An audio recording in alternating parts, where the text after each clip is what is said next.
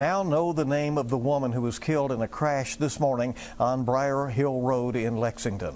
The coroner identifying her as 39-year-old Jessica Yazell.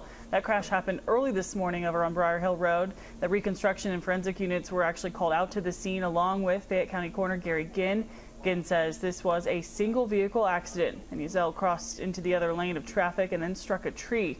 He says her vehicle was then projected back out onto the roadway across both lanes of traffic before hitting another tree. She was pronounced dead at the scene.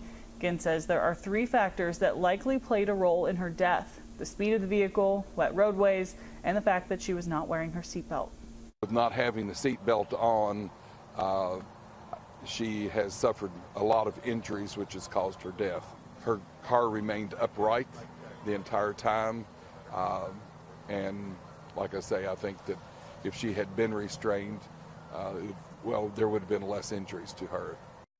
Lexington police are still investigating that crash.